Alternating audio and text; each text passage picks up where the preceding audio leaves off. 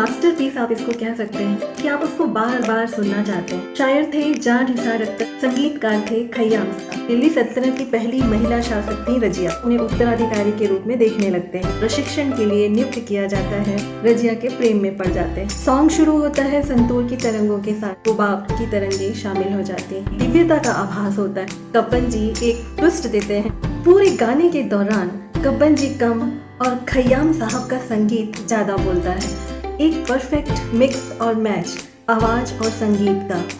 नमस्कार फ्रेंड्स, जिस गाने का रिव्यू आज मैं करने जा रही हूँ वो गाना एक बहुत ही खूबसूरत गाना है। एक अलग तरह का गाना है हिंदी मूवीज़ का, और जब ये रिलीज़ हुआ था तो लोगों ने इसे बहुत पसंद किया था। एक मास्टरपीस आप इसको कह सकते हैं। एक बार जो सुन लेगा उसका नशा ऐसा चढ़ता है कि आप उसको बार बार सुनना चाहते हैं। शायर थे जान निसार अख्तर साहब, उनका लिखा हुआ ये सॉन्ग है और इस सॉन्ग का एक एक शब्द आपके दिल को छू जाएगा। गायक थे कब्बन मिर्जा जी और उन्होंने इन निसार साहब के लिखे हुए शब्दों को ऐसा रूहानी टच देते हुए गाया कि वो आपके दिलो दिमाग पर पूरी तरह से छा जाते हैं। इसके अलावा संगीतकार थे खय्याम साहब, और खय्याम साहब ने ऐसा लगता है कि अपना जो पूरा 100% था वो इस सॉन्ग को दिया। और जो सूफियाना संगीत और शांत और बिना हड़बड़ी वाला जो संगीत उन्होंने इस गाने में दिया वो आपको ऐसा बांधता है कि गाना ख़त्म हो जाता है, लेकिन ये जो मैजिकल वर्ड्स हैं, जो म्यूज़िक है, कब्बन साहब की जो आवाज़ है, वो देर तक आपके जहन में गूंजते रहते हैं। फिल्म थी रजिया सुल्तान और गाना था आई जंजीर की झनकार खुदा खैर करे। कब्बन मिर्जा जी ने इस फिल्म में 2 गाने गाए थे, तेरा हिज्र मेरा नसीब है और आई जंजीर की झनकार। कब्बन मिर्जा जी के बारे में पहले ही मैं वीडियो बना चुकी हूँ और इस वीडियो को आप सबका बहुत बहुत प्यार मिला, इसके लिए आपका बहुत शुक्रिया।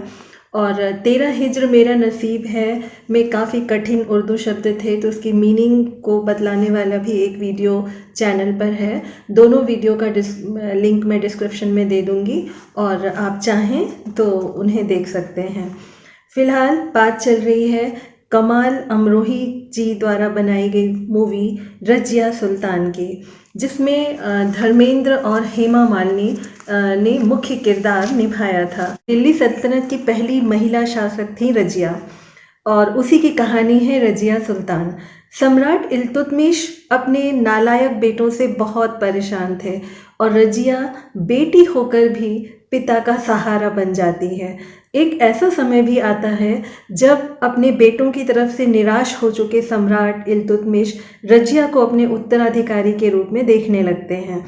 अब सुल्तान बनना है रजिया को, तो जाहिर है कि कुछ उसमें सुल्तान के गुण आने चाहिए। इसी तारतम्य में रजिया को युद्ध का प्रशिक्षण दिया जाने लगता है और प्रशिक्षण के लिए नियुक्त किया जाता है हबशी सरदार याकूत को, जो पहले इल्तुतमिश के गुलाम थे।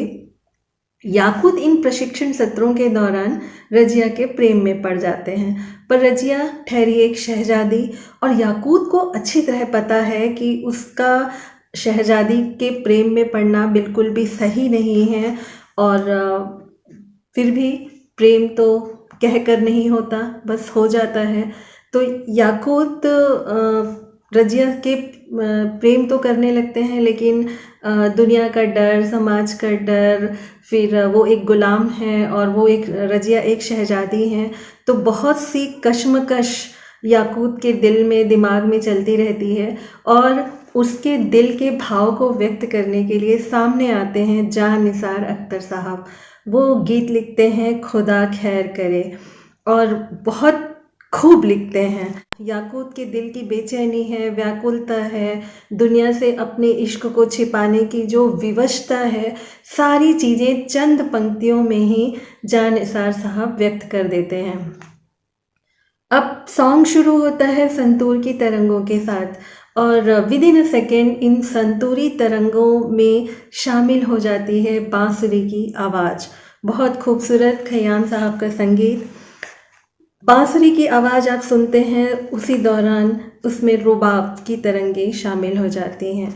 अब ये जो रुबाब है, एक तरह का वीणा की तरह दिखने वाला एक म्यूज़िकल इंस्ट्रूमेंट है, जो अफ़गानिस्तान का नेशनल इंस्ट्रूमेंट है, लेकिन पाकिस्तान और इंडिया में भी इसको अच्छी तरह से सिंधीज़, पंजाबीज़, कश्मीरी ये सब यूज़ करते हैं। एक अरेबियन धुन जब की ज़रूरत पड़ती है तो रुबाब वहाँ पे बहुत अच्छा साथ निभाता है। तो इस तरह से इसको भी इसमें शामिल किया गया। अन्य इंस्ट्रूमेंट भी साथ निभाते हैं म्यूज़िक में, और एक म्यूज़िक की जो शांति और सादगी की जो खूबसूरती है वो इंस्ट्रूमेंट उसमें देते हैं। एक दिव्यता का आभास होता है, तभी सॉन्ग में झनकता हुआ म्यूज़िक वहाँ पे ऐड हो जाता है। बांसुरी की आवाज़ कंटिन्यूअस आती रहती है। श्रोता इस दिव्य संगीत में डूबने ही वाले होते हैं कि कब्बन जी की एक अलग सी भारी सी आवाज़, रूहानी आवाज़ वहाँ पे ऐड होती है। खुदा खैर करे। फिर म्यूज़िक, थोड़ा सा ठहराव, और फिर कब्बन जी की आवाज़ आती है। आई जंजीर की झनकार, खुदा खैर करे। दिल हुआ किसका गिरफ्तार, खुदा खैर करे। अब याकूत एक गुलाम है और ओरिजिनलिटी को दर्शाने के लिए गिरफ्तार न कह के गिरफ्तार का उच्चारण किया जाता है। What a perfection. बड़े ही ठहराव के साथ मिर्जा जी याकूत के दिल का हाल बयां कर देते हैं। अगले ही पैरा में कब्बन जी एक ट्विस्ट देते हैं और अपनी आवाज़ को ऊंचे स्वर में ले जाते हैं। जाने ये कौन मेरी रूह को छू कर गुजरा। ये ऊंचे स्वर याकूत की बेचैनी और तड़प को सुनने वालों के दिलों में उतार देते हैं। अगले ही पल फिर से निचला सुर लगाते हैं मिर्जा जी और बोलते हैं, एक कयामत हुई बेजार। अब नीचे का स्वर जब लगाते हैं तो ऐसा लगता है कि एक पल को याकूत बेचैन हुआ, व्याकुल हुआ, अपने ऊंचे स्वर उसने लगाए थे, लेकिन इस तड़प से वो बाहर आ गए हैं, अपने आप को संभाल चुके हैं, इसीलिए आराम से निचले सुर में कहते हैं, एक कयामत हुई बेजार। फिर अपने दिल के उद्गार व्यक्त करते हुए याकूत, लम्हा लम्हा मेरी आँखों में खिंची जाती है एक चमकती हुई तलवार। पूरे गाने के दौरान कब्बन जी कम और खय्याम साहब का संगीत ज़्यादा बोलता है। एक परफेक्ट मिक्स और मैच आवाज़ और संगीत का। गाना आगे बढ़ते जाता है, संगीत आगे बढ़ते जाता है। न फालतू की रिपीटेशंस, न ठूसे हुए से लगने वाले कोई म्यूज़िकल इंस्ट्रूमेंट। जितने भी इंस्ट्रूमेंट यूज़ किए गए सॉन्ग में, उन्होंने गाने की सादगी और शांति को बनाए रखा। कोई हड़बड़ी नहीं, सुकून के साथ गाना आगे बढ़ता रहता है, गीत भी और संगीत भी। बांसुरी continuous through out the song अपने सुर बिखेरते रहती है। कब्बन जी फिर ऊंचे स्वर लगाते हैं, खून दिल का न छलक जाए कहीं आँखों से। याकूत के दिल का दर्द निसार जी के शब्द और कब्बन जी की आवाज़ से होते हुए श्रोताओं के दिल में छा जाता है। याकूत को डर है कि कहीं उसकी ये हालत दुनिया को पता न चल जाए, कहीं उसका प्रेम उसकी आंखों में छलक के लोगों को दिख न जाए। अगले ही पल वो कहते हैं, हो न जाए कहीं इजहार, हो न जाए कहीं इजहार, खुदा खैर करे। अब जो गाने का एंड पॉइंट आता है, वहाँ पे आप देखेंगे कि बांसुरी की गाढ़ी आवाज़ आती है। एक शांति और व्याकुलता, बेचैनी, दोनों चीज़ें आपको एक साथ महसूस होंगी, और झनकार के संगीत के साथ धीरे धीरे धीरे सॉन्ग ख़त्म हो जाता है। गाना ख़त्म हो चुका है, चारों तरफ सन्नाटा छाया है, और उस सन्नाटे में आपके अंदर मन में एक आवाज़ गूंजती रहती है कब्बन मिर्जा जी की, खून दिल का न छलक जाए कहीं आँखों से। ये गाना हिंदी फिल्मों के इतिहास में एक निराला गाना कहा जा सकता है, क्योंकि आपने अगर आप हिंदी फिल्मों गानों के शौकीन हैं तो आपने इस चीज़ को नोटिस किया होगा कि शुरुआती जो मुख्य पंक्तियां होती हैं, उन्हें हर अंतरे के बाद रिपीट करने की परंपरा हिंदी गानों में रही है। पर ये गाना आप देखते हैं कि इसमें फालतू की कोई पुनरावृत्ति आपको दिखाई नहीं देगी। जो लाइन आप शुरू में सुनते हैं जैसे कि आई जंजीर की झनकार, वो आपको फिर बाद में गाने में सुनाई नहीं देती। इस तरह से पंक्तियों का रिपीटेशन नहीं है।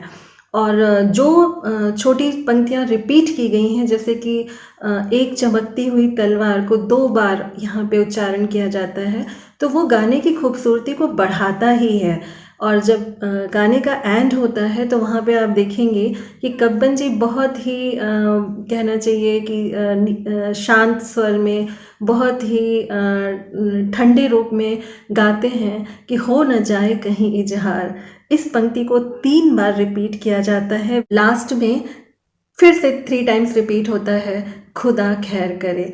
अब ये जो रिपीटेशन है वो धीरे धीरे गाने को ख़त्म करते जाता है और बहुत ही प्यारा, बहुत ही खूबसूरत सॉन्ग ये बनकर आया सामने। और इतना अच्छा सॉन्ग आज भी लोगों के जहन में बसा हुआ है। क्या ज़माने थे, क्या गाने वाले थे, क्या बजाने वाले थे। ऐसा लगता है कि उसी दौर में ईश्वर ने सारे कीमती मोती वहाँ पे पैदा कर दिए थे। एक से एक राइटर, एक से एक एक्टर, सिंगर, कितने लोगों को याद करें। खैर, वो दौर अब लौट के आ नहीं सकता और यादें तो सलामत हैं। उनकी बातें करके हम उनको याद कर सकते हैं। दिवंगत लोगों को हम उनकी गानों पर वाहवाही करके उनको एक अच्छी श्रद्धांजलि व्यक्त कर सकते हैं। दिस वॉज एन मास्टरपीस और आपको ज़रूर सुनना चाहिए। अगर आपने नहीं सुना है तो मुझे उम्मीद है कि आपको छोटा सा ये रिव्यू पसंद आया होगा। अगर पसंद आए तो प्लीज़ लाइक करें, सब्सक्राइब करें चैनल को। इससे हमारा हौसला बढ़ता है और आगे वीडियोस बनाने की एक हिम्मत आती है। Thank you.